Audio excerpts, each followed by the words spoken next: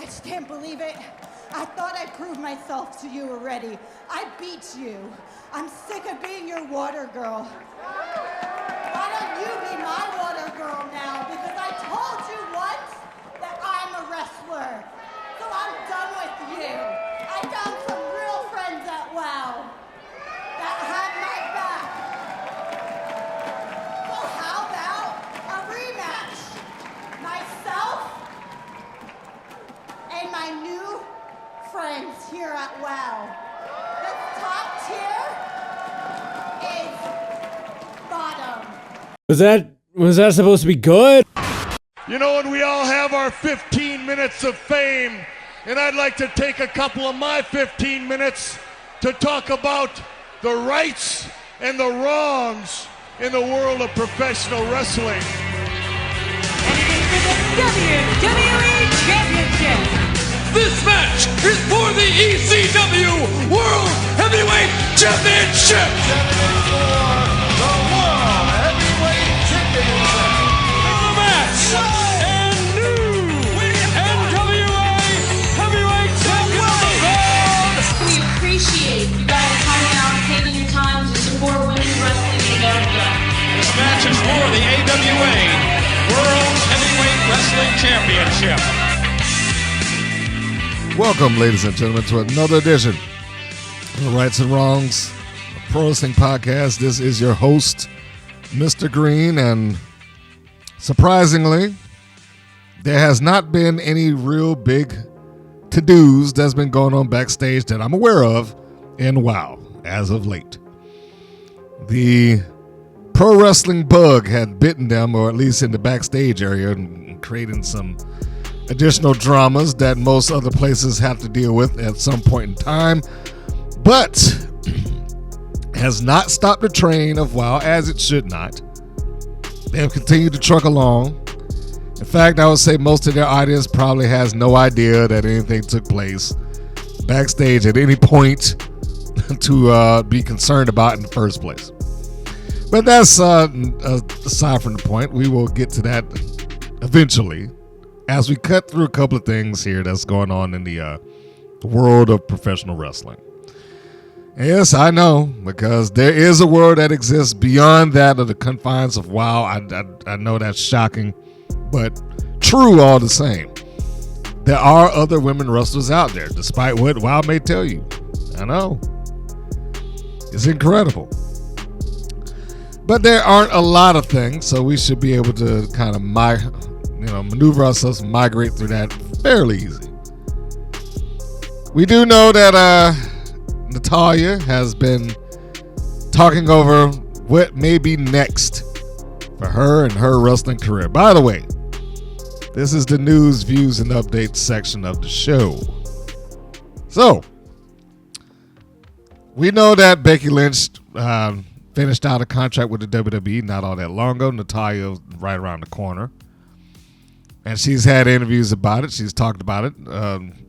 But there has not been any official, as of me recording, any official release as to what she plans on doing and stay, leave, go to a new place or not. We are not aware where this is heading.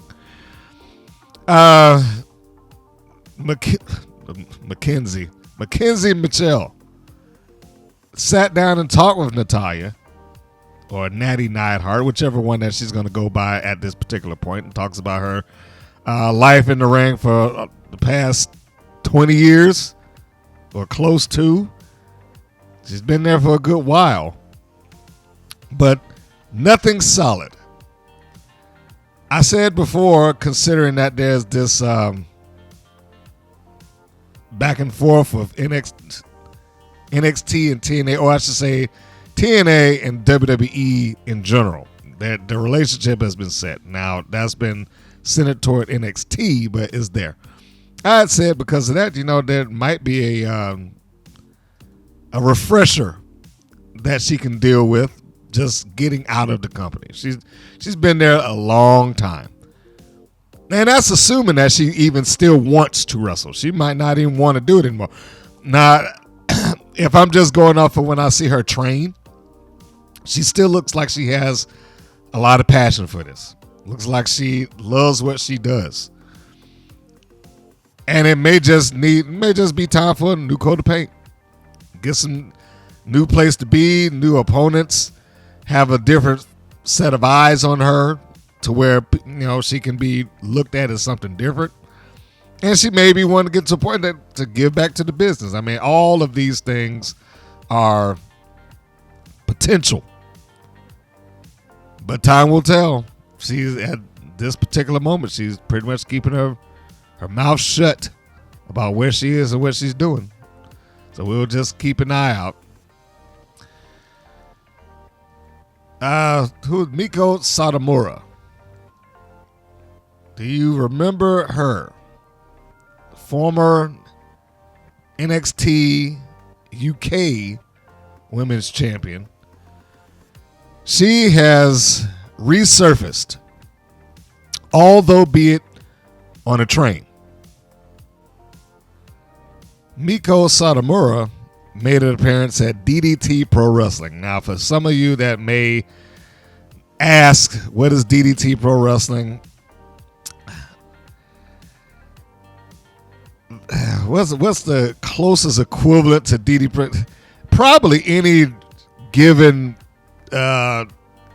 independent that's running out here that does ridiculous stuff to get some sort of attention on themselves. That's pretty much the equivalent there. Like DDT in Japan, I was about to say seems like a well-funded backyard wrestling promotion, but I don't even know if I can say well-funded.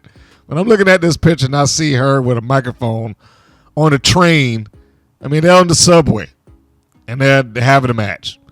That pretty much is what that comes down to. You see people just like smiling and laughing and whatnot.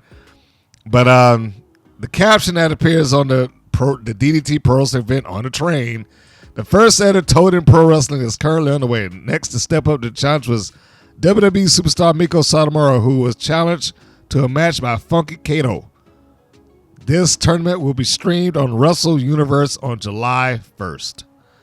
So you may get a chance to see this, but I don't know if I have any particular personal interest in watching a match that's taking place on a subway train. I could probably see some high school kids doing that right now if I just go downtown. But it is noted that her last match was in WWE NXT Roadblock, and that was in 2023. She faced off against the current NXT Women's Champion Roxanne Perez for the title. And she is a former, as stated before, NXT UK champion. It's only been held by 4 women overall. Rhea Ripley, Toni Storm, Kaylee Ray, who is now Alba Fire. And she held on that championship for over a year, 451 days before losing it. So, she has a fairly lengthy career. The first time I can remember seeing Satomura was WCW Monday Nitro.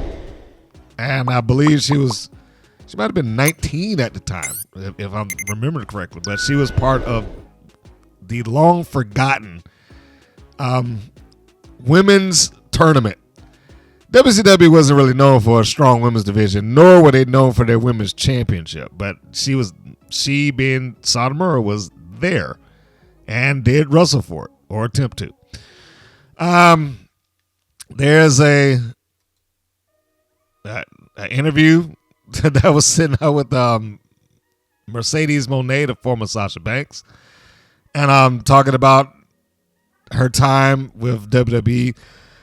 I'm not going to go through all of that, but it's her previewing the Forbidden Door, and essentially she's been asked about her time in WWE versus AEW, and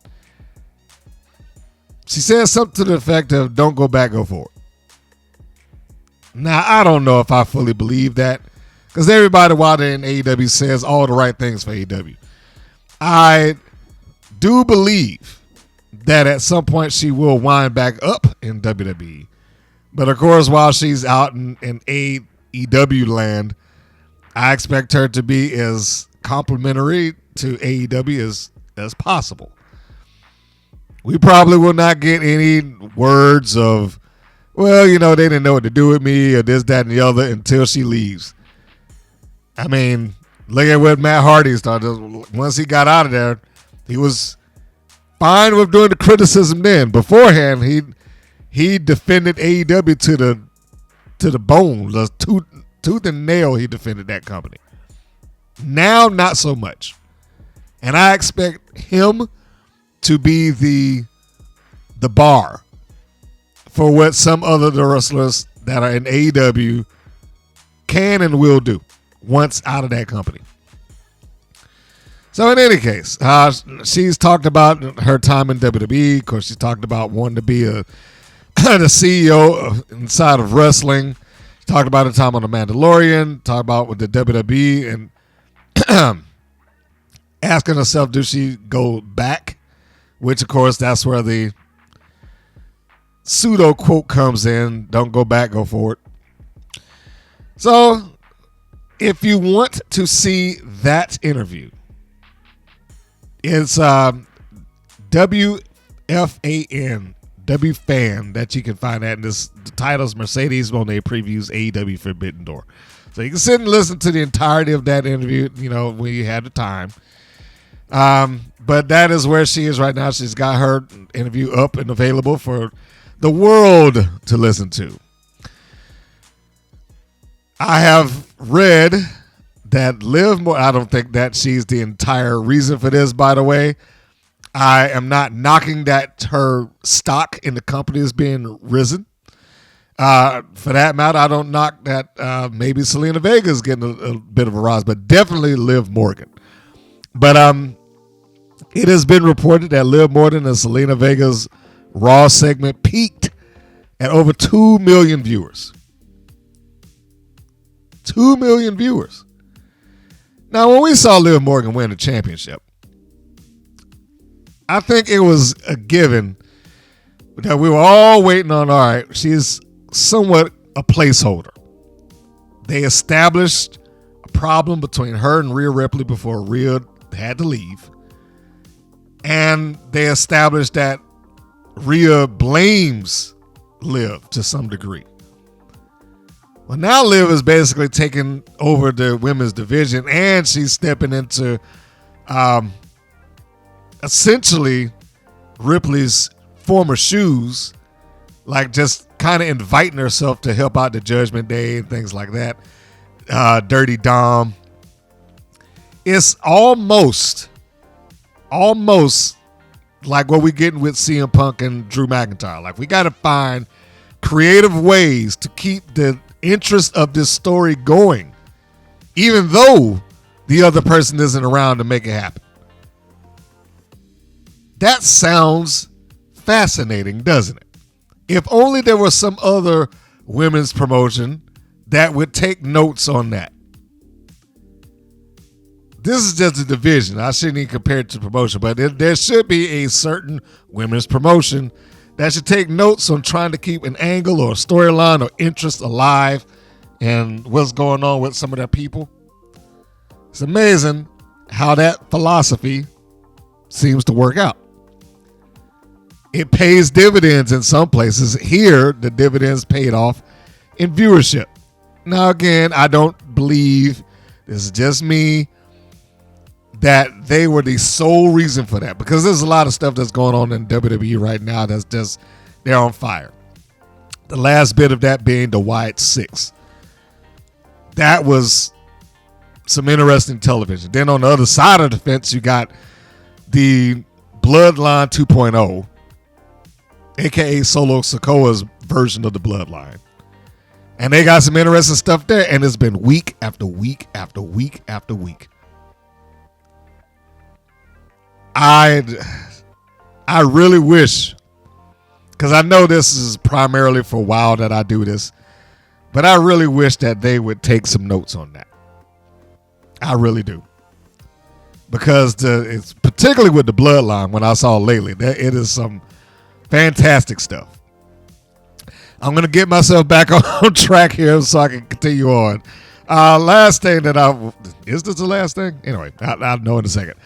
One of the last things, if not the, is Baszler is making a return to Bloodsport. Josh Barnett's Bloodsport. Now to be, well, did that already happen? As I'm recording this, it might have taken place.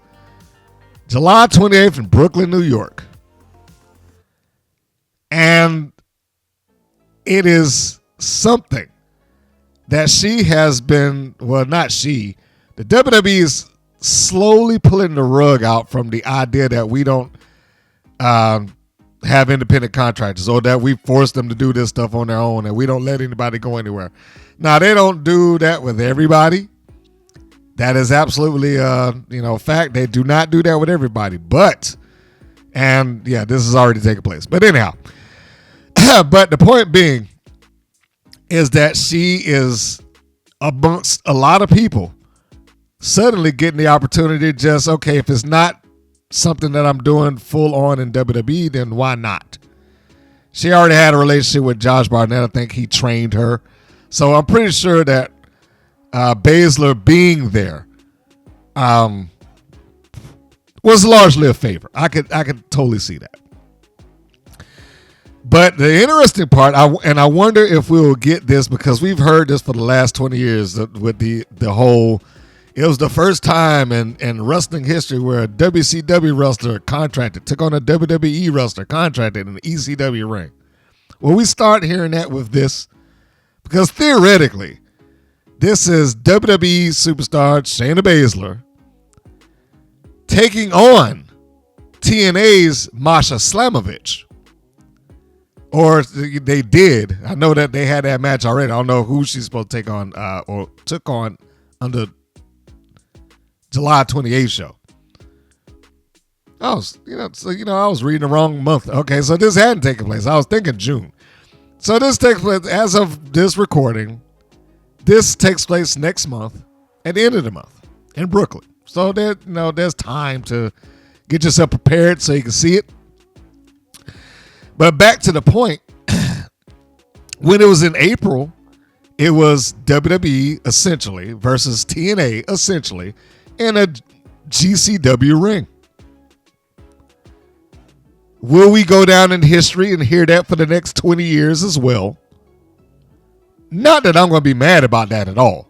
In fact, I need to go find that match. I haven't seen it. Baszler versus Slamovich. I do believe Baszler won, but I don't know that.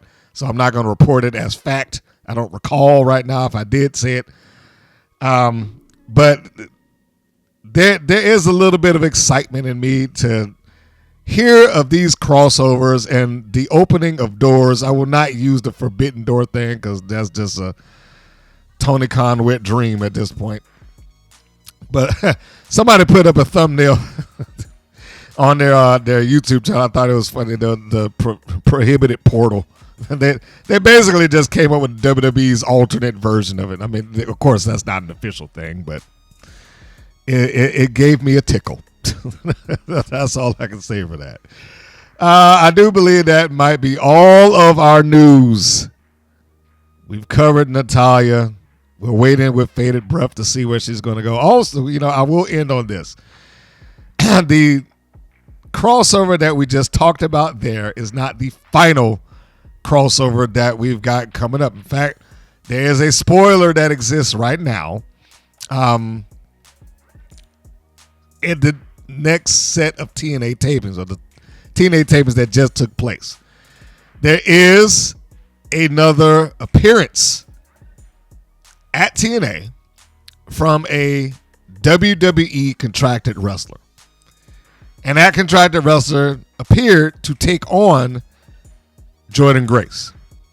So you already know that we got, a woman that came out of the NXT division NXT brand to challenge for the Knockouts title. This is the open challenge. Another one of those. Now, I'm not going to mention the name because some people may not want to get the spoiler, but needless to say, it is there.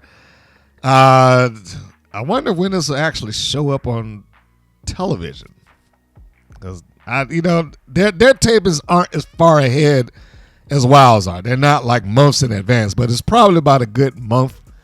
So I would assume that somewhere in the middle of July that we'll probably see this. Matter of fact, let's take a look.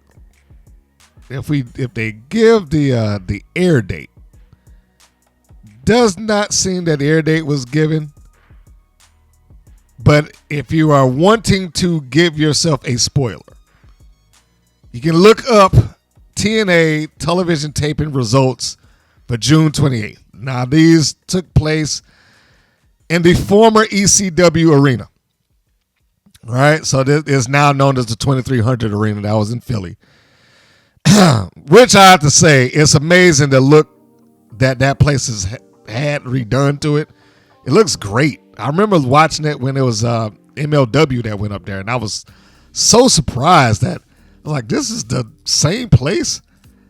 I mean, because not that on TV, at least, not that the ECW arena looked bad. It just looked plain. It just didn't have a lot of stuff going for it. Now it looks like a big event center, big screens and lighting grids, and I'm like, holy crap. And they are accommodating to wrestling, as they should be. That's most of their legacy in that building is tied up to wrestling. Regardless of what they probably want in that building, wrestling is the thing that is most known for. So there you have it. If you're wanting to find it out, it is there. It is available on bodyslam.net.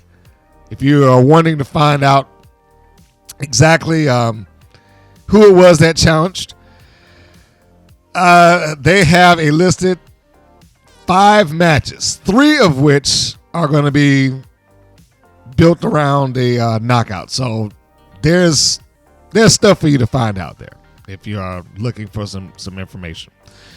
All right, so I think that covers a little bit of the news, views, and updates. If there's anything else, I will try to get that up on the community tab on the YouTube channel. Thank you those who have gone over there and taken the polls, answered the questions, taken the quiz. Every once in a while, I try to have a little fun with it. If I think of something that I've researched that has some sort of the interest and intrigue behind whether you can answer it or not, like who was the first WCW Women's Champion, because nobody remembers those things, but it's fun to try anyway. So anyhow, before I just start randomly going off on that, let us close up this section. We will take ourselves a brief break, and then when we come back, it will be the full-on review of WOW Women of Wrestling.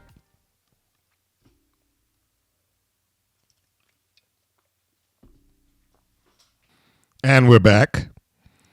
It is now time to go into the review of WOW. So the opening slate for the show. This is the air date of June 22nd. The episode number 241. The chronological episode will be 93. The title, New Predators.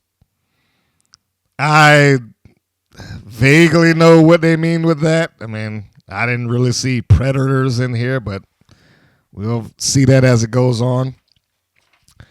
If there was a definition of a show that I'm like, it's kind of okay and is kind of not, this probably will be the one. It's like I almost have no strong feelings about this show one way or the other.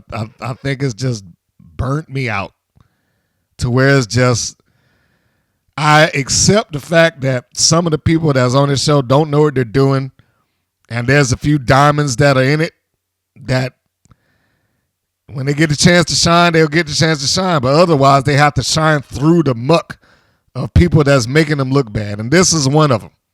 This episode here is one of those episodes that the few potentially could make it bad for the all or the whole. But we'll get to that. So the show begins the way that they have been beginning for a week or two. It starts off with the commentators at the booth, cameras on them, and Zane and McLean intro the show.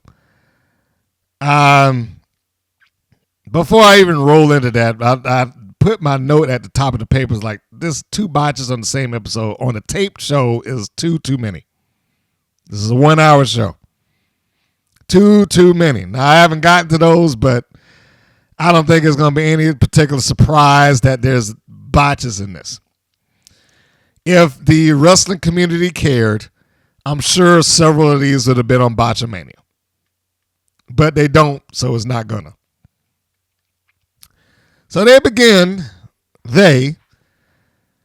with Siren and Chainsaw with Angelica Dante starting off the show, or the opening match. The first thing that I noticed that Dante has changed her look slightly.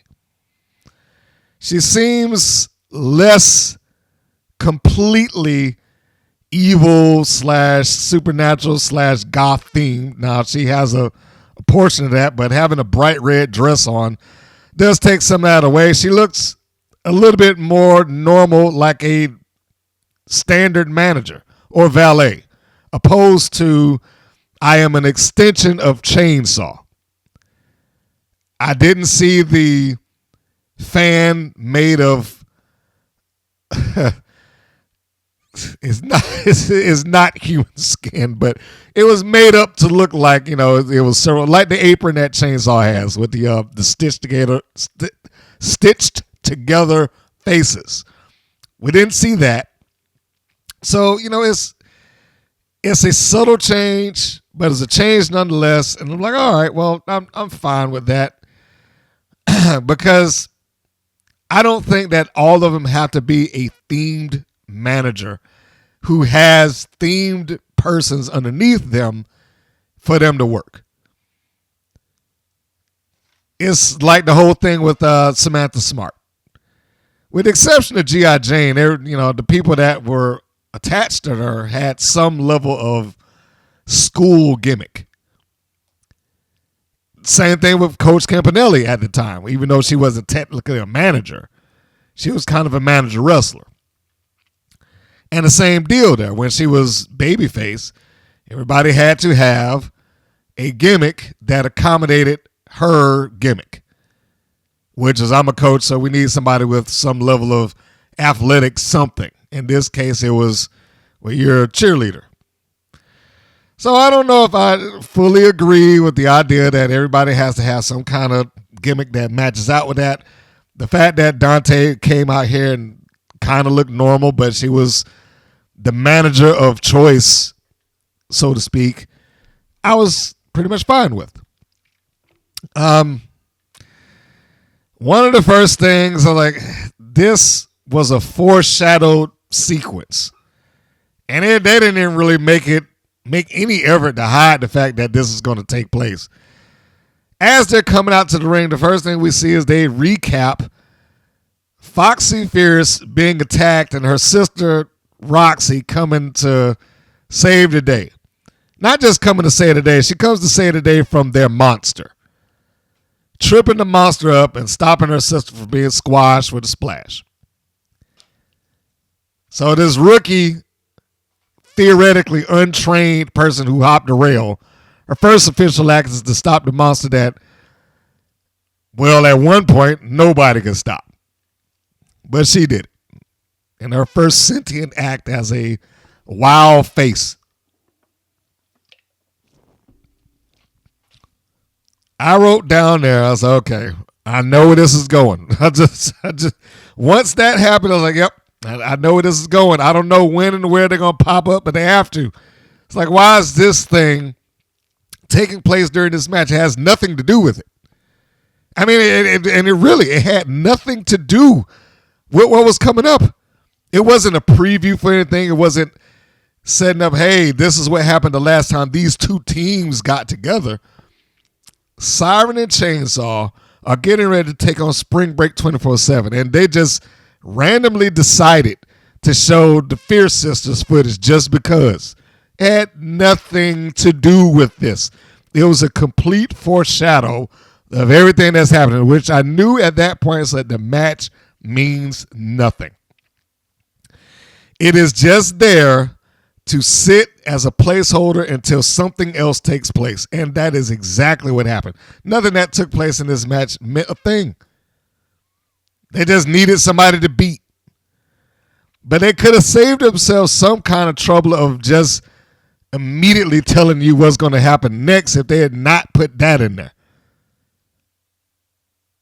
this is why I say, you have certain things that take place over the course of weeks so that you don't have to do something that blatantly tells the fans, all right, this is about to come up. Just keep your eyes open. It's some people call it, I never really used the term, but a lot of people call it this angle alert. And that's what it was. It was an angle alert. They might as well have just held up a sign that says, get ready for the Fierce Sisters in about 5 minutes. Because Spring Break 24/7 meant nothing to this equation. So, and that was the next thing I wrote down. The end of this match is not in doubt. So we'll go through the match and see where this new angle pops up. Now, the first thing is that Spring Break 24/7, somebody has to do it, but it's a job team. They serve no purpose other than to get there and just take the beating for the next persons.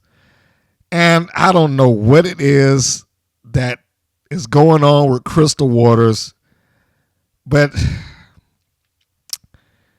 I know we're going to get to it as we move forward. But even in the first 30 seconds of this, being unable to rip your pants off without it being smooth on camera. Now, those things happen. Things happen. But it was like a bad omen. that they even caught it on camera that, it just didn't rip as smoothly. And did that bother me necessarily? No.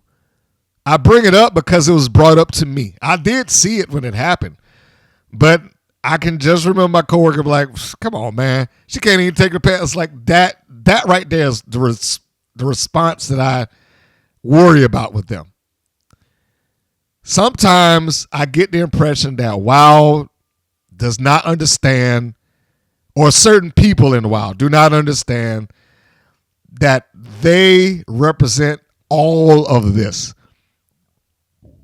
Any one of their women represents all of this. So you get one of them that gets in there and does something dumb or botches it or screws up or whatever the case may be, that gets painted across everybody. It just makes it so everybody else that does know what they're doing look like, oh man, they wait for it. They wait for them to be screwing up and just falling on their face and everything else. Because that's the impression that certain persons leave, and WoW doesn't have enough credibility in their cachet to get beyond that. Not in all cases. Because the people that love WoW, and they're not going to change. It's like we say that every week. You have people who go on to WoW and love WoW, and nothing that WoW does is ever going to change their mind. I don't care how badly they mess up in the ring. But it's a finite group. They are in tier 1 of television viewing. That's your hardcore audience. Those are the people that will stick with this no matter what this produces. WoW does not attempt to address tier 2, casual viewer, the people that would help increase the viewership overall. But that's aside from the point. So anyhow, we begin this match. We have Chainsaw starting up. And she steps in, and both members of Spring Break 24/7. Where do they come up with these names? Somebody in the room just said, hey, why don't they just call them the Party Express or something? I was like, Spring Break 24/7 just sounds dumb. And I couldn't answer. I was like, I don't know. I didn't name the team. But I was like, the fact that you came up with that just out of the blue and it sounds better and easier on the tongue is like, well, maybe they don't try as hard. Or maybe they just like the name Spring Break 24/7. But I can't imagine anybody running around like, I love the team Spring Break 24/7. That doesn't even come off the tongue right. It just, not an awful name, just not a smooth one. So anyway, yeah, what was that? Chainsaw comes in the ring. They both get out. they both acting scared, like, no, we're not going to wrestle you because, you're terrifying. I guess. And then Chainsaw gets out, and then they have this back and forth exchange of screaming at Siren. And then she has that, like, what are they doing? Why are they screaming at me? Or not laughing. She comes in doing her evil laugh, and then they just start laughing for some reason. It's like, I don't know what's happening here. The commentators try to make it like, oh, they're doing mind games. I mean, mind games in wrestling is a good way to cover up for stupidity. So they start off, and it's Siren the Voodoo Doll that they kick this thing off with. Now, I'm not going to go through the play-by-play for all of that because it's not important. We will just hit the hallmarks. They start off with some nice or reasonable tag team maneuvers. They seem as if they were trying to get the team over, but some of this just didn't work well. Example, the snap mare out of the corner. I don't know why they didn't get it right, but Crystal Waters had to turn it into like a push rather than the snap mare. One of the first kicks that Sandy Shore does is like right into the stomach of Siren. So whereas it's not terrible, it's like there are little things there that just did not seem to connect or work well. The enziguri, that step-up enziguri that Shore did the second time while Siren is down on her knees, looks, that one looked good. But then Siren, of course, turns this around. She gives a headbutt to Shore. Shore gets caught by a Chainsaw, who grabs her by the hair, which I thought was a good job by her. It did go off the rails, in my opinion, when Chainsaw decided to get what was formerly known as a Cobra Clutch or a $1 Million Dream onto Sandy Shore, who's on the ground. Now, she did a gut-wrench suplex earlier and just kind of tossed her, and I still maintain, at least at this point, her persona in the ring somewhat justifies the sloppiness or not being completely smooth that Chainsaw can do. She can get away with that because of who she is. But that doesn't mean that it's going to be that, that excuse will exist for forever. Some point she's going to have to get a little smoother. And this is one of those points. So getting back to the Cobra Clutch spot or $1 Million Dream spot. This is one of those things that's like, all right, this is obvious cooperation, and they're not even attempting to show that was effort to try to hold her in place. So she sits Sandy Shore down in the middle of the ring, and she applies, for the sake of this, I'm going to call it the Cobra Clutch. The original application for it, like the first 3 seconds, was fine. But then she decides to do this meat hook, which basically means that now Sandy Shore has to hold her own arm in place as if she cannot straighten it out while she's being meat hooked. Just look at, if you pull up the video and just look at her left arm, the arm that is supposed to be hooked in through the opening with Chainsaw's right arm, and then her other arm is supposed to hold on to the hand to keep it in place. But she releases the hand so that she can grab the mouth and she can grab the nose and grab the hair. Which again makes Sandy Shore have to sit there and like, I can't get my arm free. Siren does some belly slaps to Sandy on the in the corner when they push her back in there. Maybe not her best work or her best attempt at slaps or punches at that point.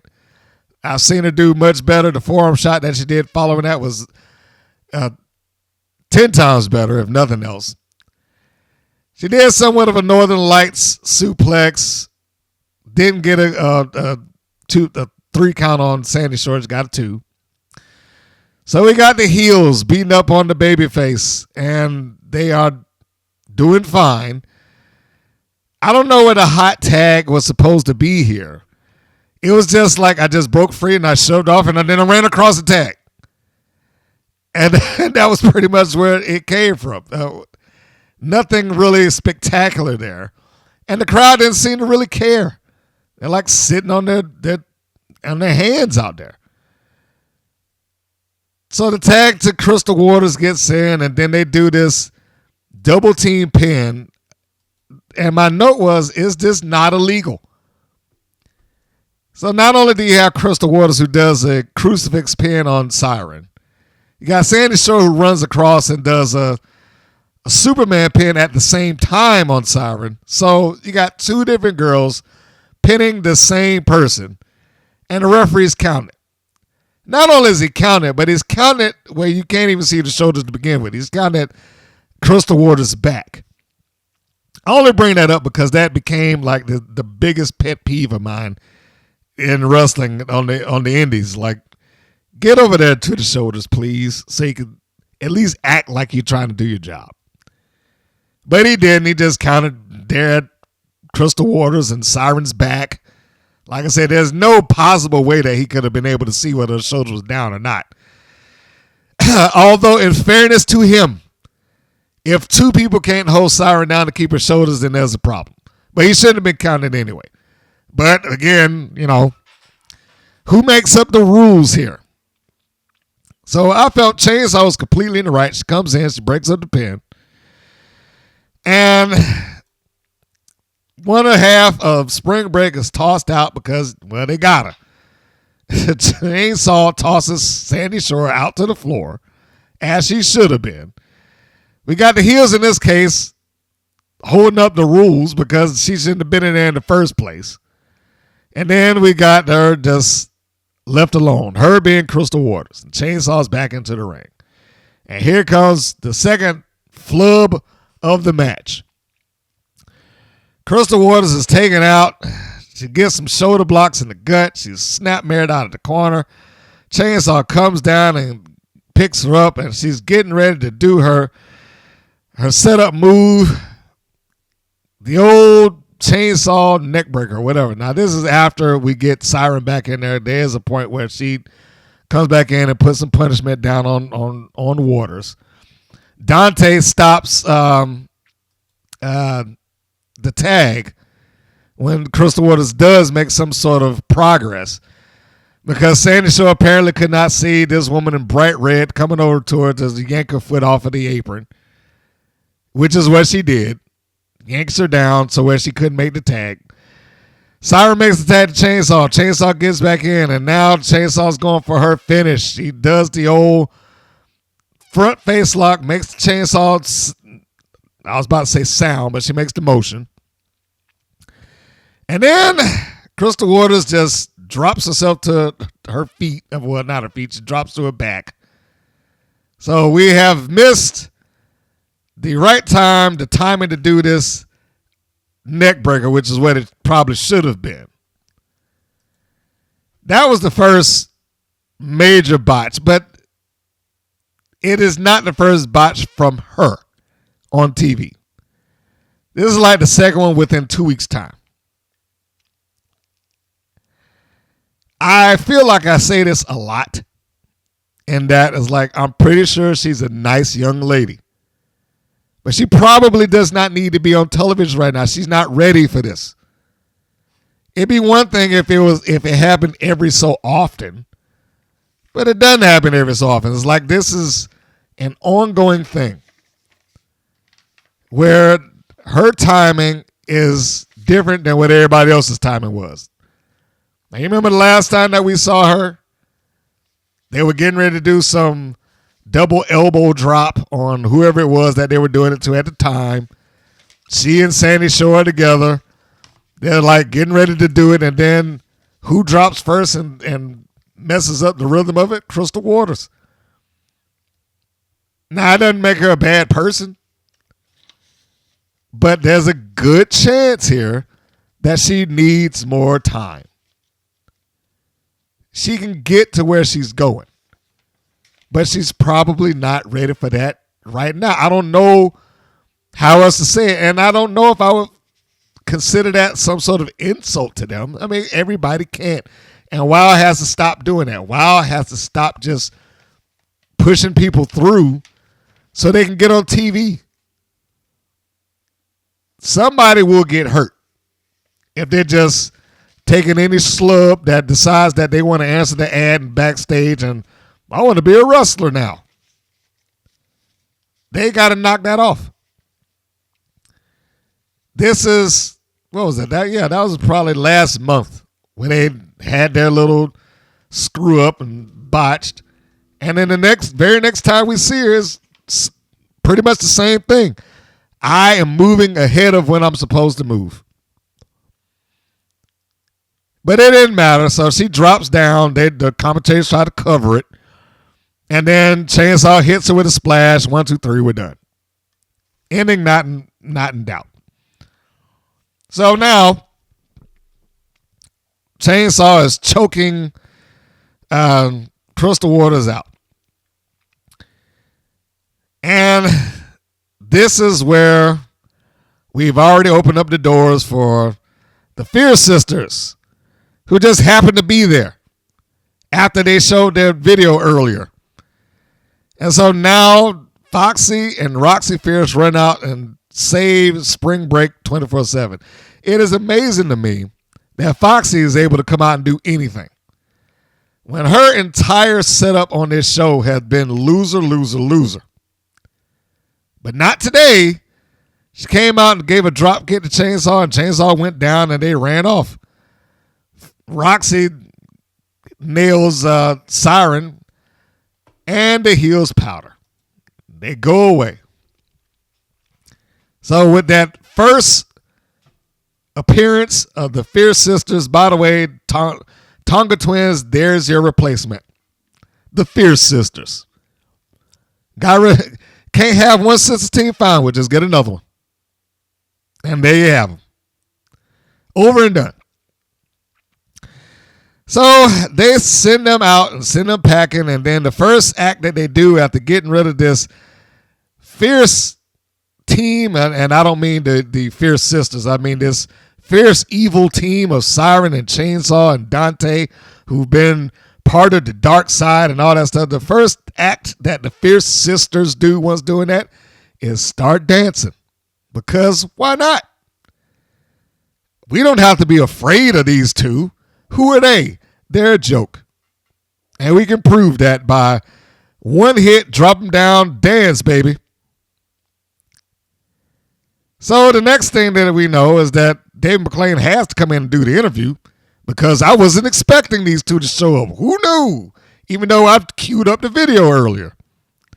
So he comes out and they do the interview, and this is just a gigantic, pardon the expression, blow me session for a while. It is just kissing each other's ass for about a minute or two. You're here. Wow, I can't believe it. You trained and your big sister. Oh, I love my sister. I'm glad to be here, and I'm happy to be a fan of WoW and finally got the chance to do this. Howard University should be happy for you two. Yeah, we're happy. Blah, blah, blah. Let's dance. And that was pretty much it. There was nothing of any substance in this. It was just, I love you and you love me. And I know that sounds like the open up to the Barney song. But anyway, that's basically what it was.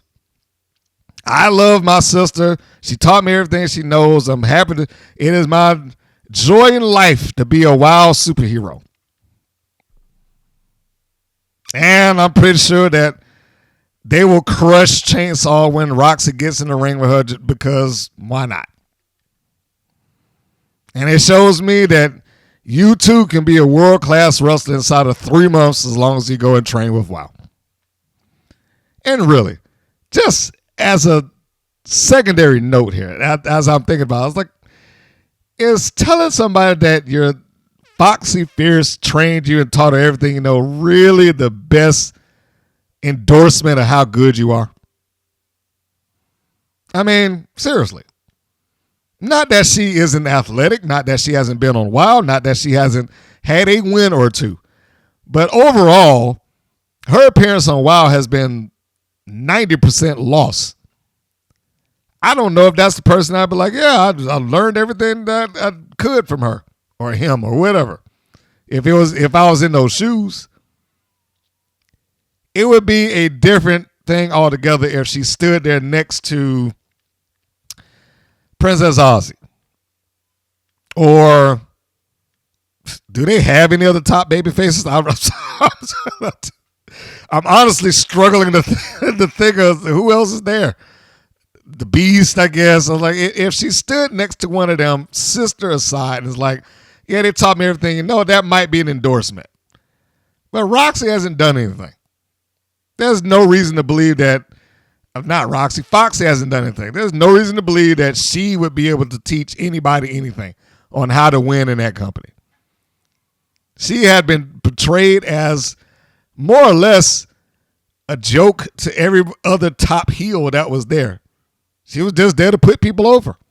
She wasn't any different than Spring Break 24/7. And the best thing that probably happened to her was getting put to that fake wall that they stuck in there and couldn't even shoot around. Who are they hiring for production? Like, who would do that? Anyhow. So, there you have it. David McClain couldn't help himself. Got to get in there and raise their hand and have this pointless conversation.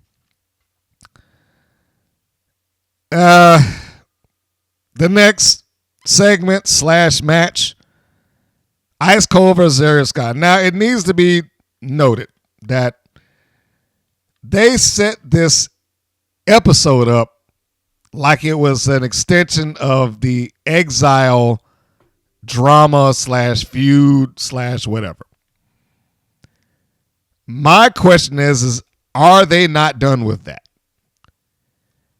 Wasn't the entire point of having this triple threat between the three of them to determine who is the leader of Exile, and then suddenly became the Exile is no more? And now we're going into this episode like all three members of Exile. It's like, so what? What difference does it make? They're not a group anymore. Why would we care if there's some sort of internal, and they're facing off against each other, who can win, and this, for what? It seems that WoW almost does not know when to end an angle or move on to the next thing, or what is this for? Why were they building an episode around that? It's supposed to be done. But yet and still, that was what they leaned into. So they start with Ice Cold versus Ariel Sky. And then Dave McClain goes into talking about Ariel Sky getting her freedom. Like, why are they still talking about this? It was weeks ago. It's not important. But then I had to take it for face value. It's like, okay, this is probably the same thing that we got in the first match. It's complete foreshadowing. Again, you might as well just hold up a sign and say, wait till the end, folks. That's when the real story starts. So we have this, and they mentioned Ariel Sky having an interview on CBS. My next note was, when was this aired or advertised? When he talks about things like this, because I believe I know the interview that he's talking about. And first off, the statement that she got interviewed on CBS is somewhat misleading. It probably was CBS, but a CBS affiliate. But when you say CBS like that, it comes off like, well, she was interviewed on the network. And I know that didn't happen. If it is, they need to show it and not just say it. Like, pull that footage up and put it in the show. But what I believe that they were talking about several months back, Ariel Sky, and I mean like over 6 months now, she was interviewed on a local CBS in Los Angeles, which I don't have a problem with, but I will say I think that it needs to either be explained, include the clip of, because David McClain, yes, we all can look at him and say that he loves this company, and I absolutely believe that. He loves WoW as his baby. But I don't know if he has the full-on trust of every viewer because he comes off as a shill. He's always in promotion mode. I've said this before. He always sounds like he's in promotion mode. That doesn't come across with a lot of sincerity from him. And I'm not saying that he's not sincere or not trying to be sincere. The way that he delivers stuff sometimes comes off as not that. But if this was on a CBS network interview, which I am 99.9% sure that never took place. But if they had it, I was like, I need a clip of that so I can incorporate it onto the show so we can advertise it. If you can't advertise the interview, then why are you bringing up the interview? So what is more likely is that there was on the interview that I saw 6-7 months ago with Sky's in the ring with one of the local anchors in Los Angeles showing her how to run the ropes, which is what all of them do. Show me some moves. Every interview, every reporter, they all do that. Hey, can I play around too? So let's show it for being simple and easy, like every other news jack off that decides to talk to a wrestler. So you could probably look that up, but that was not something that should even been said if they weren't going to provide that. A link to or something, but they don't do that. And not for nothing, if you're going to have interviews like that, they should map out when these shows are going to air against when you have interviews like that so they can be incorporated into the show. Bringing something up that she did almost half a year ago, or probably over half a year ago, is nearly pointless. And it shows it for being small. Like, almost every extracurricular thing that David McClain brings up is a extracurricular thing that exists only in Los Angeles. We had to send, Los Angeles Comic-Con. We had this haunted house in Los Angeles. The mariachi band, hey, they came from Los Angeles, even though they said that they flew them in from Mexico. They're in Los Angeles. The interviews that the wrestlers take are largely in Los Angeles. It doesn't seem to get out of that bubble, which is why I'm like, wow, for all the money that gets and the production value and all that stuff is great, but it's like a high-end independent. It's not all that much different than your local independent Los Angeles right now, except they're on TV and the other ones aren't. That would be the major difference. There is no worldly feel to WoW. WoW does not feel like a bigger thing than just than a Los Angeles wrestling company. At best. Now, it didn't always feel that way. I'm just going to say it didn't always feel that way. It just felt like it just dwindled down to that. It's just a local indie that happens to have broader reach. And to put that comparatively, reality of wrestling. Reality of wrestling takes place in Houston, Texas. And they embrace the fact that they're a Houston, Texas-based promotion. Even then, I would say they come off as more worldly than WoW. Not because of the money. Because theoretically, WoW is in more homes than reality of wrestling. Even though reality wrestling does syndicate also. But they being ROW, they filter their hands through the wrestling industry at large. Whether that be footage that came from locations outside of that state. Whether that be bringing in talent from outside of the company. Whether that be having footage and / matches that came in from another location. They have different things. And the look of the show, having a Booker T, a trusted wrestling persona. And I'm not, that's not anything against Dave McClain. I'm sure he's trusted. He just does not have the same value that a Booker T does. And his presence oftentimes violates whatever rules that they have inside of WoW. And I'm sure we'll get to that eventually. But needless to say, yeah, WoW presents itself as smaller than what they probably should. The match of Ariel Sky versus Ice Cold. I wrote this match looks like two people trying to remember what's next.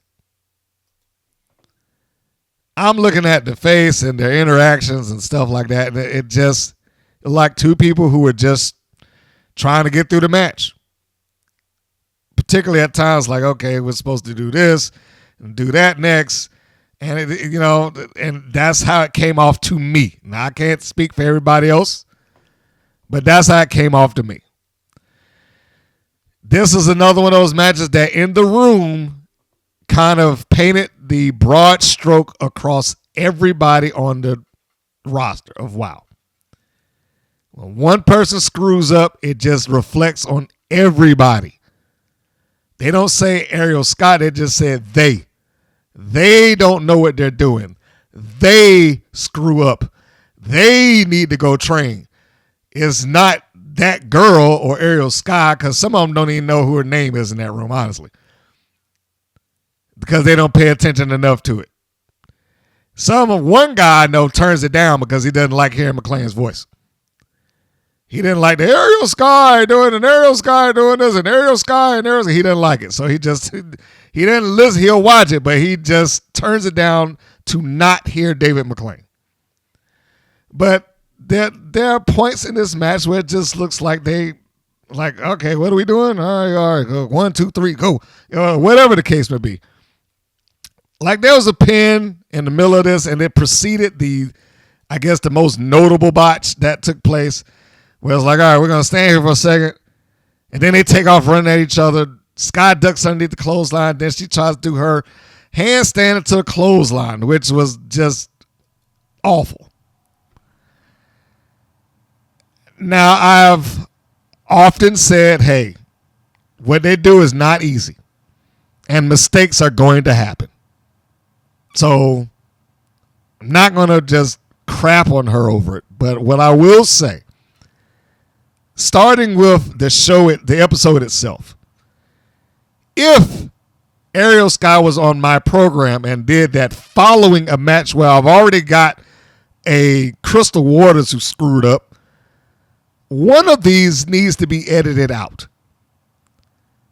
I don't need the first half of my hour show showing two people who had major mess ups that even the most basic of eyes could see. It's another thing when they have a mess up that, okay, somebody who's looking for little things and little botches or something like that might notice. But you didn't need that with what she did here with the handstand. You didn't need that with Crystal Waters messing up the neck breaker. You didn't need to have a discerning eye. You just needed eyes. And you can see them mess up. Yes, mess ups happen. But that goes back to saying, she probably doesn't need to be on national television. Doesn't mean that she doesn't need to be a wrestler. It just means that she needs to be someplace else, at least for the time being, and that is not a knock.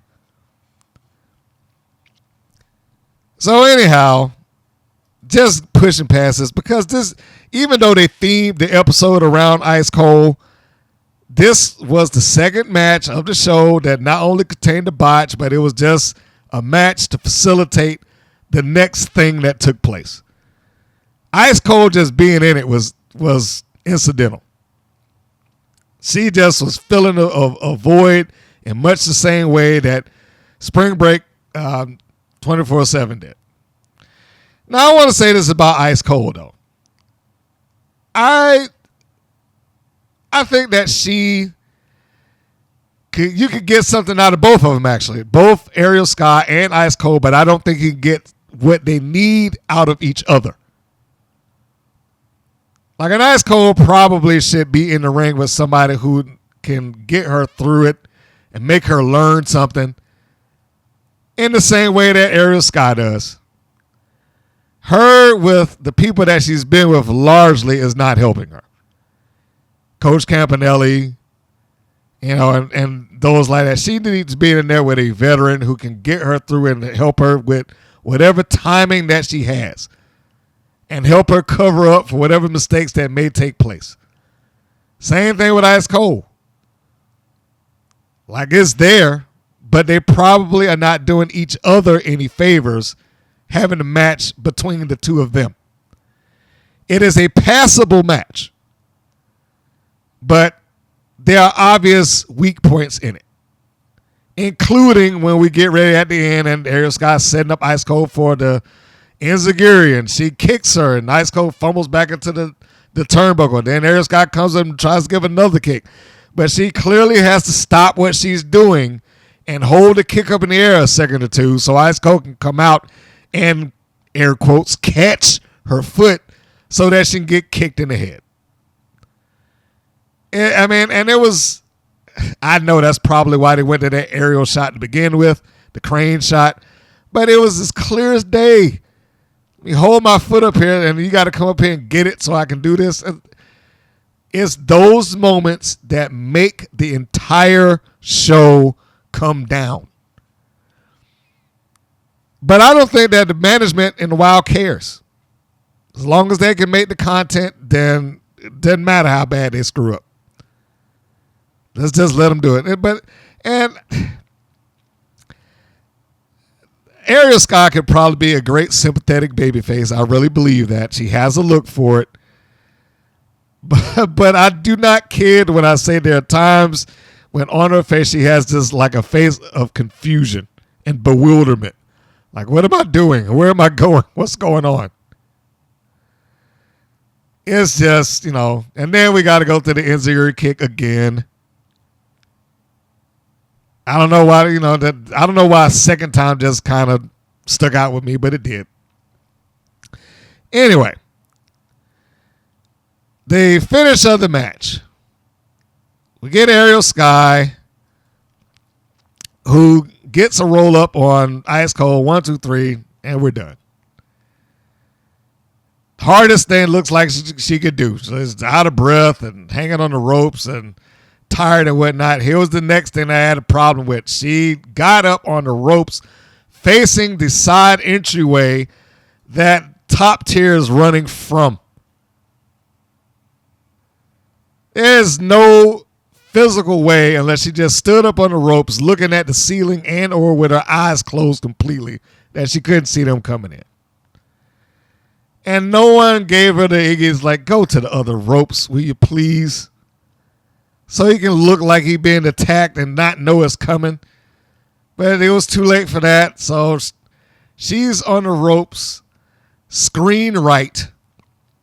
And that's where Top Tier is coming from, screen right. If we're facing, looking at the screen. And then they attack Ariel Sky because they cannot seem to escape the orbit of Ariel Sky. So they're attacking her, and then her friends come out to save the day. But not the mother truckers who were her friends and told her anytime you need some help, just honk, honk. I guess they weren't in the building. Either that or they just didn't care. Or they just told somebody else to do it because that's what happened. Because all American girls came out this time. And things like that sometimes make the referees look like dipshits and idiots too. Because here's Scheinberg in the ring. Right? And he's doing the same thing that he always does when these events take place. They're attacking her. Top Tier's all over her. And he makes no effort to do anything other than stand there and wave his hands frantically like, stop, no, please. He doesn't look like an authoritative figure to begin with. Him standing looking confused is another thing. But he should be able to theoretically grab one of them around the waist or get in the way or, hey, stop, try to push one of them back. He makes zero effort to do anything to help Ariel Sky other than stand there like a nut. Hey, guys, stop it. And it doesn't even look like he's trying hard with that. He did one thing as a referee that I gave credit for, and that was call the match when Sky got hurt. But outside of that, he is terrible. I'm sorry. Either go back to ref school or at least make the effort to try to save something. Like, you are still a guy. Yes, the numbers can still get past you, but to get in the dudes yell in their face or something, he doesn't even get close. Hey, back anything, nothing. David McClain, who puts himself in these situations far too much, would have and taken a bump for it, which I also hate. Neither one of them should be involved in these things. But he just stood there and let him do it until the All-American girls came out. And then they come and run top tier off, top tier who didn't even attempt to try to fight back. They just ran. Even though they had the numbers, they just ran. So they get him out of there, and then Sky, after having her hands raised by the All-American girls, triumphantly cut this promo on top tier, which is pointless, and then she gave what David McClain tried to pass off as a zinger when she calls them bottom tier. Ooh. Well, that really stuck it to them. That sounded witty. Bottom tier. The line was weak, even though he passed it off as something else. Top tier stock is plummeting. They cannot get past dealing with Ariel Sky. And there was a point in time I was like, okay, yeah, they got another heel faction in here. Maybe they can get something out of them. They could become the replacement, so to speak, for what the Fabulous Four was. But they have not done anything. They've just been locked into this never-ending feud with this. I'm hesitant. I was about to say with this loser, but I'm sure she won't be. But that's the way that they've portrayed her. Even though now they're turning around to try to make her sound like she has some sort of guts and wants to stand up for herself. But anyhow. So we get past that. We got the promo that took place out of that. Like I said, pointless. And all it does is just keep this whole thing, this never-ending feud going on. Next match is Exodus versus Keta Rush. This is advertised as being a rematch from a match that took place several months ago. Several months is right. Because it was about 6 months ago when we saw this last. This is another case of the match wasn't bad, but how could you get someone into this? These two have MMA backgrounds, like none of that played into it. This rivalry or this rematch, I should say, was kind of built around the fact that they both had some level of MMA training, which, like I said, none of that played into this, or very little. And how could you be anywhere interested in a match that took place half a year ago, which there is no lead-in for this to even hype the match? They did put up footage of it, but are you telling me that over the course of this, if we had any idea that we would come back and revisit it, that we couldn't have had a video package to show the match and that they went the distance with each other and now they want to try it again? We couldn't have had a promo. I mean, and just a straight promo, not an overdone one that they keep making the Wild Girls do. And by that one, I mean, just as a side note, if you've ever seen some of the promos that they've done or interviews that they cut on their Instagram, it's like now their promos or interview segments that they do on there have to be intercut with the other person. And they got to play music in the background. It's overproduced. You can't tell me that they couldn't have just had promo or interview backstage segment where they could tell the camera, thereby the audience, hey, this is what happened last time and I didn't get the opportunity. I'm ready to get back in there and try her or tap her out. I'm superior, whatever the case may be. Just to put a little hype on this, none of that.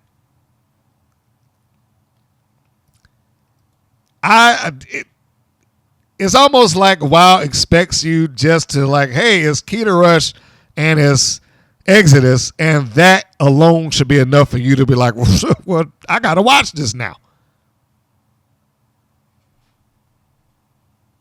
That's what it feels like, but, I'm sure they probably feel like, no, it's been pushed properly. What are you talking about? Now, even though I like the match, the first thing that took place in the match, the first sequence in there, I didn't really care for.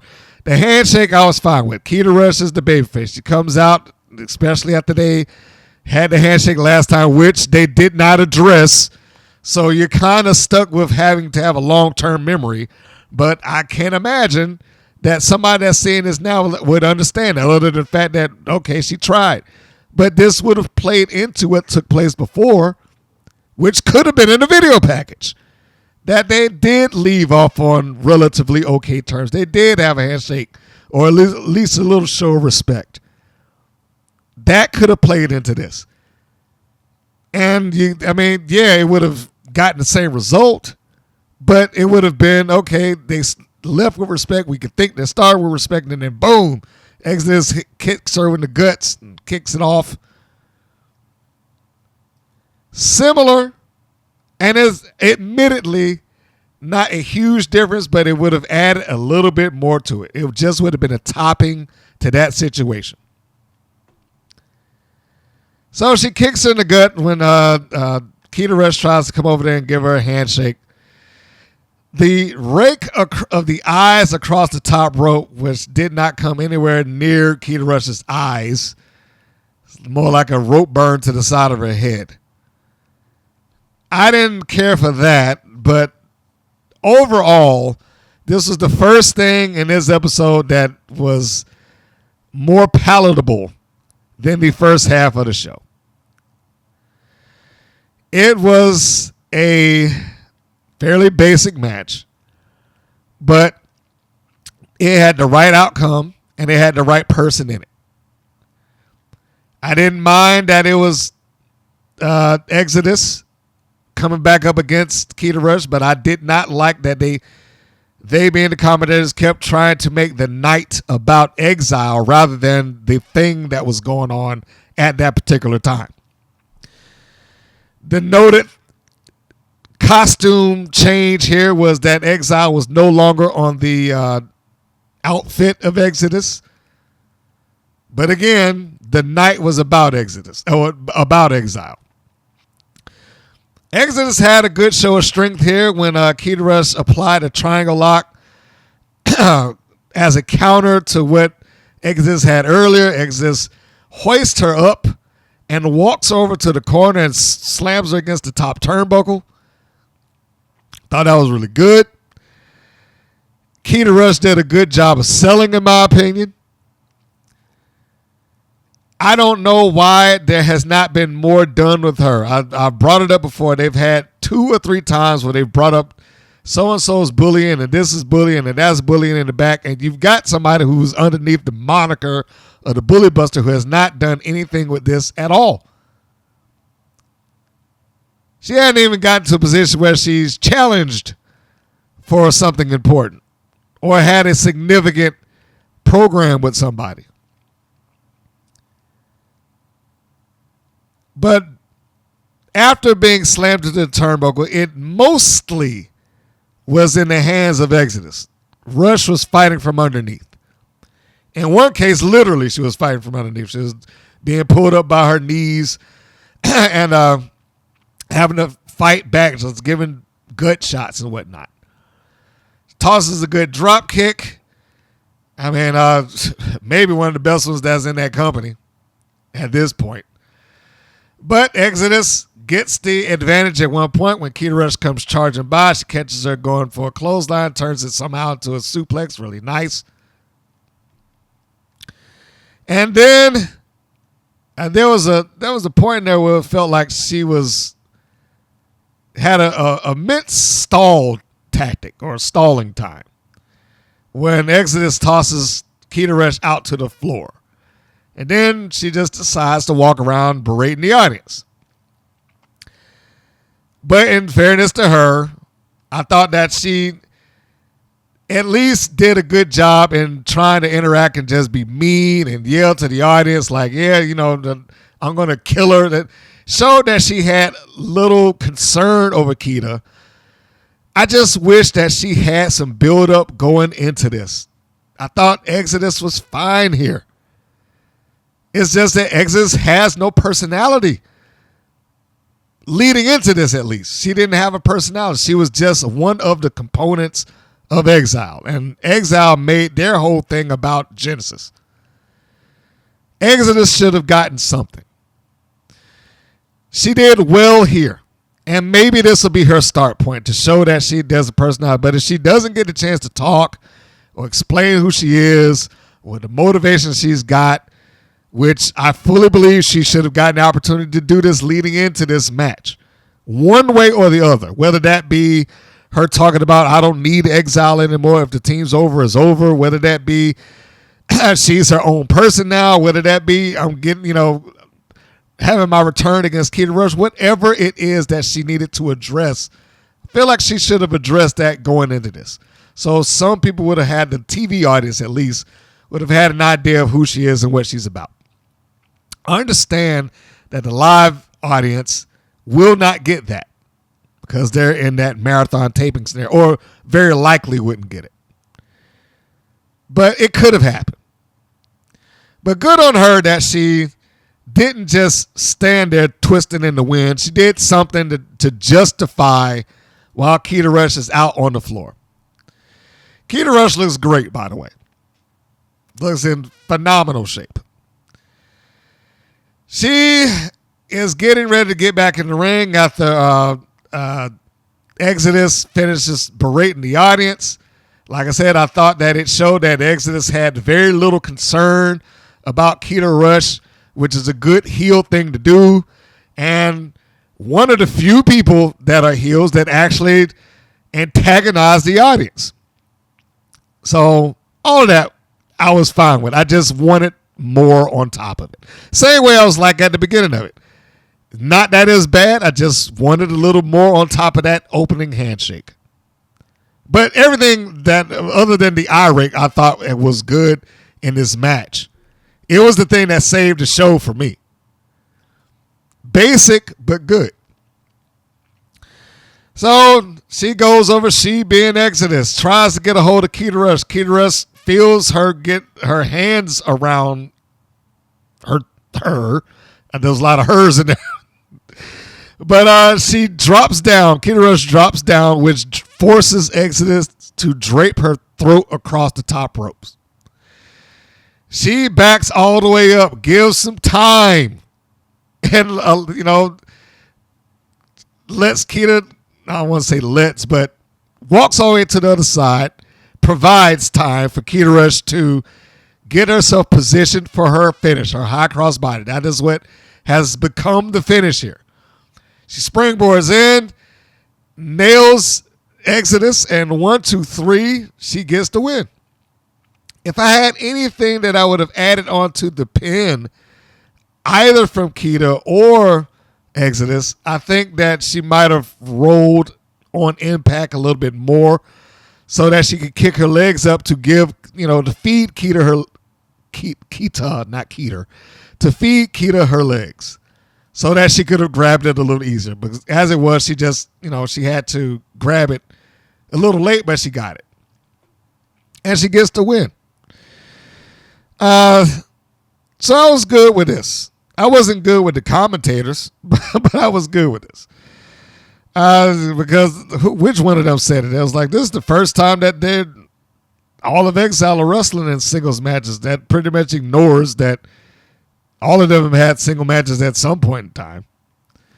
But the pin looked more like it knocked Exodus out on impact and held, and that was the reason he stayed down, opposed to being a leverage pin. Either way, I was fine with it. It was a somewhat slow, might not be the right word, but it was a paced match that had burst sporadically tossed into it. I said they brought up the MMA background, which really didn't play into a lot. Nikita did apply a triangle hole somewhere in there, but other than that, it wasn't a running theme throughout the match. Then, of course, afterwards, we got to have Dave McClain gets back up from the commentating booth and goes back into the ring and has another interview. And Keta has a very vibrant interview. A lot of energy in her. And I like her, but honestly, it was another wow blow me session. Love being here and that type of thing. Put the promotion over, which is pretty much what was happening there. Because aside from that, and the questions that Dave McClain asked, the couple that he tossed in, I mean, it was, he did his job as interviewer. So I'm going to tee up some questions. You answer these. But aside from that, didn't have the feel of going anywhere specific. It was a means to, we have to have somebody say some words of positivity. Let's let Keta do it. That's what it felt like. You said something at the end of your last match. What was it? And then she goes, well, with patience, it sounded like a very rehearsed thing. Again, there was energy there, and it was vibrant, but it didn't really go anywhere. It's not setting up anything, and it's not producing Keta Rush or pushing Keta Rush into her next whatever happens to be. Next segment, Wild recaps Exile's feud and issues. I put why. This was just time filler. Didn't lead to anything, didn't do anything, didn't help build the next match. It was just there. It was nothing. It was a feud that went a feud that went nowhere for a team that never really got a shot, in my opinion. It's not like they had this long run of people caring about the unit of Exile and then we break it up. It's like we had version 1 of Exile. Maleo Osaka left. They instituted somebody else in Ice Cold. They claimed they won a title shot, which they never really pursued. And then suddenly somebody got a big head in there, which was Genesis. And she wants to be the leader of the group. She self-proclaims herself the leader of the group. Creates a match between her two subordinates to get them in line, only to go in there and interfere. And then puts together a match so that they can determine who the leader of Exile is, only for her to decide that I don't need Exile anymore. This is poor storytelling, top to bottom. And like I said, this was a filler match. Or it wasn't a match. It was a filler segment. There was no other purpose for this to be there other than so we can make the time for our hour program. That was it. Anybody that's in that editing bay or anybody that's producing the show that wants to disagree with me or correct me, feel free. The next match, or segment, advertised the title match of the Class Master versus the Beast. My response to that was already? Question mark, question mark, question mark was what I put down on my notes. And after that, I put the Class Masters done. I do not need to see this match to know that the Class Master is going to lose. She'll be another sacrifice to the altar of the Beast. Could it be interesting? Sure. But I am sensing or feeling a running theme in that there are matches that are reasonable and entertaining and good in WoW. But those matches are oftentimes not there to create a rivalry, make people interested in the feud, or anything that would make people want to come back. It's like it's good for that day. And then beyond that, it's like, all right, we're just off to the next match. Except for the angles that they do create that apparently give somebody a tickle in their creative no matter how bad it is. That seems to be the way that it goes. I mean, just like this. The theme of this show being Exile. Where is that going? Are they done or not? It wouldn't surprise me if WoW just decided to put together another triple threat match. Well, we're going to fight to get Exile back together. It was like they would do something stupid like that. God, I hope I didn't just will that into existence. I didn't think about that until I just said it. I was like, God, that would be so dumb. We're going to fight for the team. And watch it show up like 3 months from now. The next segment / match is the main event. Genesis versus Princess Aussie. Nigel Zane starts off gassing up Princess Aussie as one of the greatest WoW champions ever. Which I suppose is technically true. I don't know what the bar is for what a great WoW champion is supposed to be. Honestly, as I'm thinking, who's the great WoW champions? Not many of them have had high quality matches. If we're going off of that and defenses at this point, you're probably going to go with Penelope Pink. Maybe Tessa. But Tessa's reign means nothing to this version of the product. Her loss is almost not recognized, and certainly her re-winning was not recognized. They just ignored it and kept it on the beast. It's not mentioned or brought up.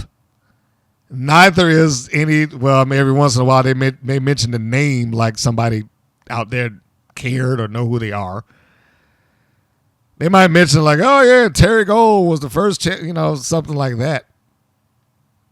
But yeah, really, as I'm thinking about it, I don't know if she would be qualified as one of the greatest WoW champions ever. When they placed her in such a position to,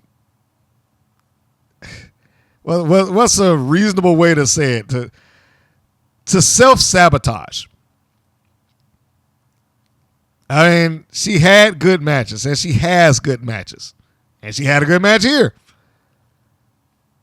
But they placed Princess Aussie as the champion in a position to self-sabotage, ignoring her friend, only giving her time when she lost the title, more or less complaining that she didn't get confetti and a celebration like everybody else did, wanting to give the matches to the people that already had matches so I can get them out of the way. But then, like, I'm going to create a match so that we can not have this anymore, only to not have the rules or the idea of what it is, be tossed into it first, be beaten in their own creation. I was like, they didn't do her any favors. They just made her look like a goddamn idiot.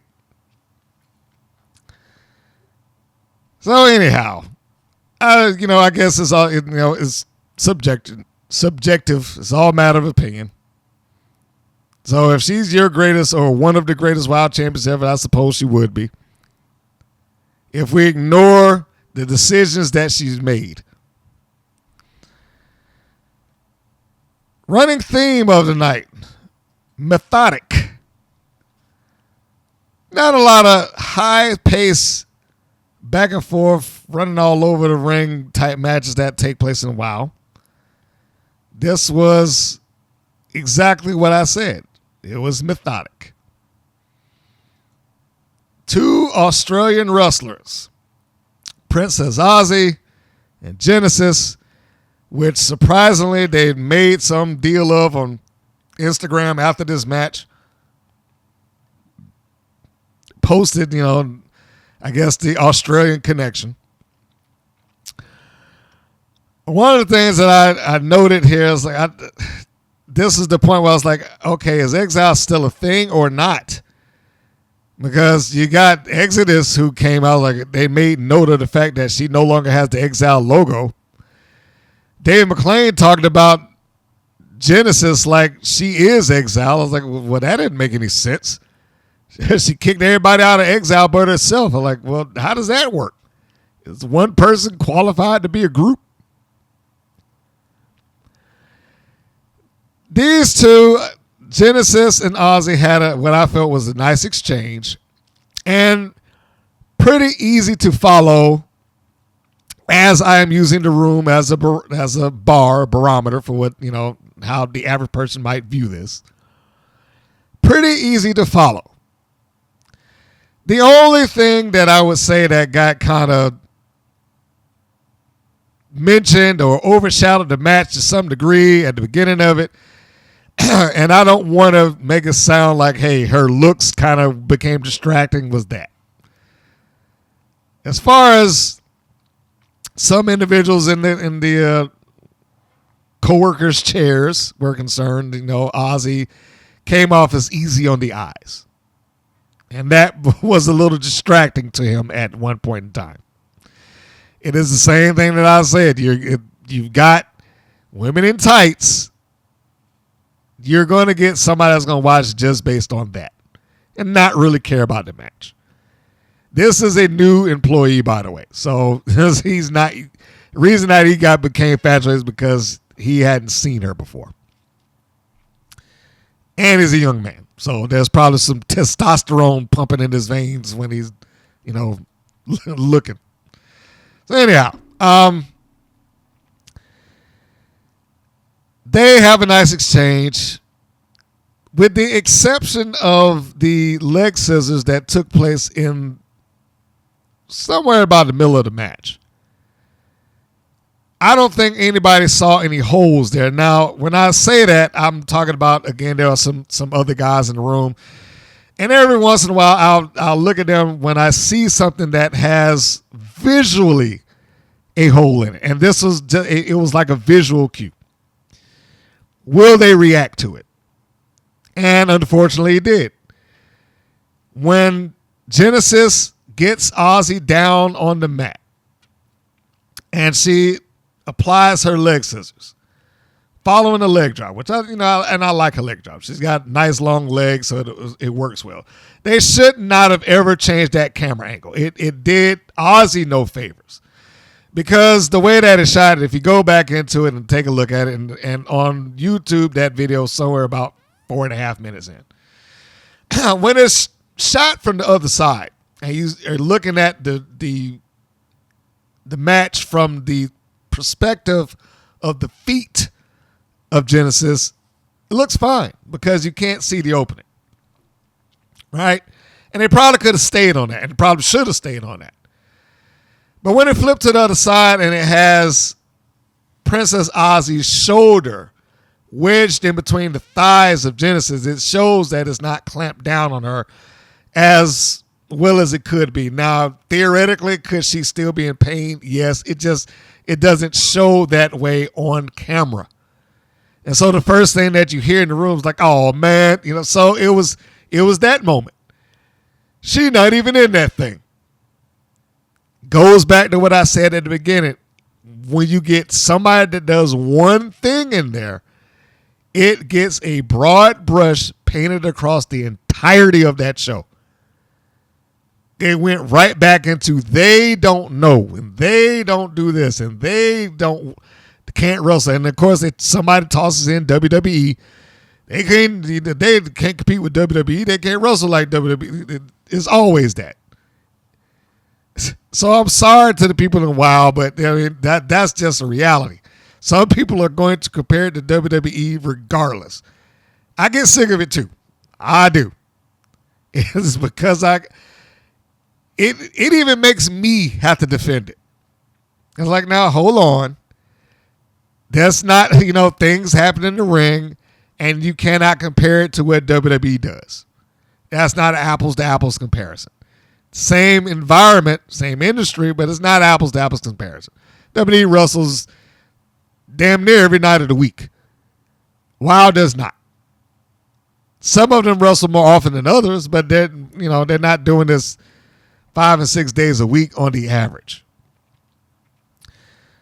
But continuing on, I had less of a problem with them doing that. I just thought that it was an unfortunate positioning of Aussie's shoulder that made it look like it wasn't clamped down as good as it could have been.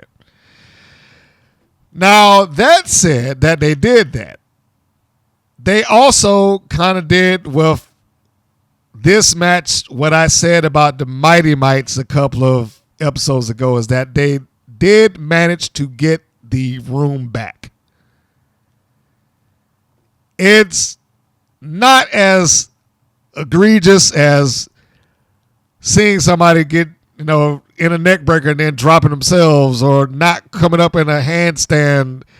So when they had this match, following those matches, they were already fighting an uphill battle in the room in general. Now, they did have the buffer of Keta Rush and Exodus. And that match did help. It helped them being coworkers. It helped them forget those other bad spots. Aussie and Genesis maintained that pretty much right up until the point where you got the leg thing, the leg scissors. But like I said, they worked hard, and they did manage to get them back as far as paying attention to the match and not sitting there looking for a problem. And that's the other thing that I noticed has begun happening with some of these matches when they see botches like that. When they see one botch that's blatant and obvious, they start looking for problems. They start, the running commentary begins like, they didn't do that right. They didn't, even if they don't know what they're looking for, and they don't. Let's just go ahead and get that on the table now. Most of them do not know what they're looking for, but they feel like they do, and they start doing it anyway. But I can say that in this match, when I'm sure they don't refer to it as a mafia kick, when Aussie comes off of the ropes and she delivers the mafia kick to, that's what I'm going to call it, to Genesis, they started winning the room back. I was like, okay. And they like both competitors. I know I specifically brought Princess Aussie up because of one young man that happened to join our group. But by and large, both of them were appreciated in this match. And the exchange that they had between the two of them was good. It was good. The kick won them back, but the exchange of holds that they had shortly following it got them on their side. And that's when I'm like, internally, I'm saying in my mind, I was like, they're doing a good job. It is a difficult thing to win over cynicism. And they managed to do it. At least in that little, my little segment of the world, like I said, in my little barometer that I use, it's about 8 people that I'm gauging this off of in this particular instance. But when we get this sequence where it's a full Nelson and she breaks free and then she tries to go for a clothesline, duck underneath that, and it's a knee lift, and then it's back into another full Nelson, then to a tiger suplex. That got him. I was like, all right. And I was happy for the fact they were able to overcome it. So the match continued on. And we get towards where I was about to call her Exile. Well, I guess she is Exile at this point, according to Dave McClain. But it gets to where Aussie hoists Genesis up on her shoulder. Genesis is able to break free, and she is able to get Princess Aussie kind of in a straitjacket. when she's wrapping both arms around and driving the knee in. Right? So, excuse me. Aussie has to show her strength. She was able to power her way out. We get a shortcut, or a quick turnaround by Genesis, who's able to turn that into a backcracker, goes for the cover, they unable to score it. And as full Nelson applied later on, after following the attempt of the pin by Genesis, Princess Aussie able to get out of that, reverses what would have been a clothesline, catches her in the gut. Looked like she was trying to get a suplex in, and then like she changed her mind. I don't know whether that was, but in either case, it didn't matter whether she changed her mind or not because nobody knew what she was going for in the first place, so they can't dispute her. Hooks it into, instead of a suplex, hooks in both of the arms into like double arm suplex position, but gets an angel swings or a double arm DDT, whichever title you prefer, and she gets the win. So the babyface Princess Aussie scores the win over Genesis, and it was a good match. Only problem I had with this match had nothing to do with the match itself. I just questioned. I was like, now, wait a minute. Genesis just went through this thing of breaking away from Exile. And no, her losing here is not some nail in the coffin on her or something like that. But it's like, are we going with her getting a boost in the singles? Seems like an odd way to kind of start that. She hung in there with a former world, WoW champion. I don't like referring to it as a world title, but she hung in there with a former WoW champion. So that looks good on her. But this also, on the other side of the coin, for me, made it feel like she was just one of the other losers of the former group Exile. Like every member of Exile, even though the episode was themed around Exile, lost. So I don't know where they were going with it. I don't know where this was supposed to be. None of the three stood out from the other. Ice Cold went down, Exodus went down, and Genesis went down in the main event. So where was this supposed to go? Why did we theme this around Exile? Constantly bringing them up. Constantly talking about, the group having a segment in the episode that talked about their history until they broke up. To really not do anything that seems like would bridge to the next thing. I just didn't get that. And that it was nothing to slight the match. Nor was there anything to slight the match in Keta Rush's case against Exodus. Ice Cold and Ariel Sky could have possibly done without. But the point being, I didn't get anything off of this. It was like a series of cold matches that meant nothing. 3/4 of it connected to nothing. One of them was used as a bridge to take her right back into the feud that she should have been done with, that being Ariel Sky Ice Cold match. But yeah, these matches were just filler. Spring Break 24/7 was just there to give a reason for the Fierce Sisters to save the day. The Ice Cold, Ariel Sky, the Ice Cold basically did the same thing Spring Break. She was just there to fill the match so that Ariel Sky could get jumped. And then we can introduce the All-American girls. What happened to the Mother Truckers, who was supposed to be her friend? Keta Rush and Exodus deserve a thumbs up. Because following the nonsense of the first two matches, they deserve some sort of award for helping save the show. And if there's two of them, give the other one to Genesis and Princess Aussie. So, yeah, that was the program.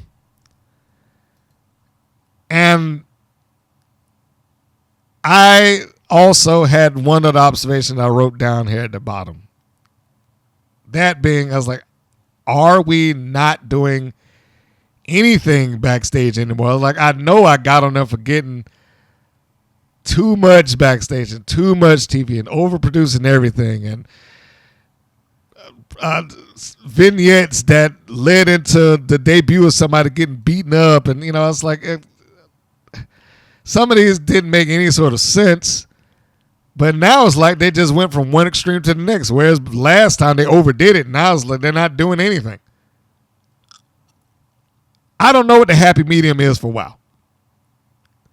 But I'm also getting the impression that they don't know either. This portion is now where we preview the next episode. I do understand that some of you may have caught this because it airs in the beginning of the day in some places, it airs at night in others, Friday, Saturday, and Sunday in some markets. And some of you don't get it at all, but you look at it on YouTube. Which in that case, I feel sorry for you because the more and more that I look at their YouTube channel, it's like they butcher their own show. You got to have the segment that has the interview after the match clipped off away from the match so we can get another couple of views. And I know what you're doing. Wow, social media. We got to get as many views as possible. So we just segment as much as we can to make that, to facilitate getting that number higher. Artificially inflate. Anyhow, I don't know why they do that, but I feel sorry for you if you're having to catch the show through YouTube because there's a lot of context that you may miss. Hopefully this podcast will help you line the clips up so you can at least get through it that way. But this is the portion where I previewed that episode or the next episode. So if you don't want to know what it is or hear any random thoughts that come out of my mouth going that, this is your point that you can push ahead. We're still here, so here we go.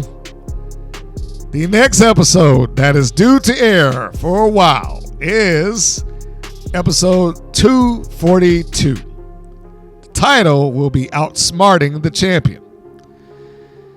This is the press release. The unrelenting team of top tier starts the night facing the dojo defenders who recruit the help of the high-flying Sierra Breeze. The All-American girls are back in the ring battling Las Banditas, Sylvia Sanchez and Angel Rose, but who will prevail as the tag team action ramps up?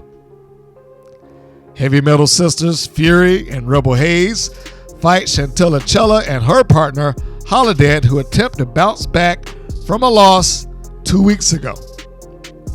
Will Holiday finally face the music in a main event that we've been waiting for? God, I'm sorry, I couldn't hold that one in. In a main event that we've all been waiting for, reigning WoW World Champion, the Beast takes on her most formidable opponent yet in the 6'2" Classmaster, who's ready to leave it all in the ring to become the new WoW Champion. Will the Classmaster outsmart the champion? No. I'm just going to make that prediction now. I already said what I said when they segmented the preview during the show. She'll be another sacrifice to the altar of the beast. And what could have been a match that could have been built to, could have had some anticipation built around it, a match that could have, I have no doubt the match would be okay, maybe entertaining, but I also have no doubt that the Beast would probably go through it and beat her because that's what they did with everybody else. Anybody that could have been built to for the Beast as an opponent, they just cut them down, which is why I asked that question a couple of episodes ago. Who is there to take on the Beast? Who's going to be her opponent? No one's built for it. No one has been raised or elevated to a level that they could realistically get in there with the Beast and win, or challenge and people be on on the edge of their seat like she might pull this off. No one is there to have done that. They already cut down Chainsaw with the Beast. They already cut down Vicky Lynn with the Beast. Reina Del Rey got cut out of it. Although, just because of abandoned storyline, but she got cut out of it. She did get beaten, I believe, in the unaired season, if I'm remembering it correctly. Tormenta's now a babyface. There's no one that has been positioned, and I'm stretching to say Tormenta because even though she's babyface, she lost a lot too. No one's been positioned for this, and they had a chance to position the Class Master, even though we know that she's not going to win because she's just silly. Even when she has her moments of being dominant in a match, she's got to revert back to being the overall goof. So I don't think that is going to go anywhere. But the point being that if she was a serious opponent, and she was taken seriously, if she was presented seriously, if she hadn't lost matches when she walked into the company, if she didn't win one week, lose the next, sometimes dominant, sometimes I'm not. If that wasn't the case, then you might have gotten somewhere. You could have built to something, and you could have had her go on a tear and beat people over and over and had those moments where she was dominant, where she alone was taking on a team and being successful. And then when she gets to the Beast, then you got a challenge. Your hero is only as good as the obstacle and or evil he has or she to overcome. And the Beast is almost never positioned to where she has to overcome. She cuts down. She doesn't overcome. But we'll wait and we'll see and we'll watch and then we'll comment. So I believe that is it, folks. We have covered the entirety of WoW 241. If you are looking to find a match to watch on this episode, I'm going to say look at the main event match with Aussie and Genesis.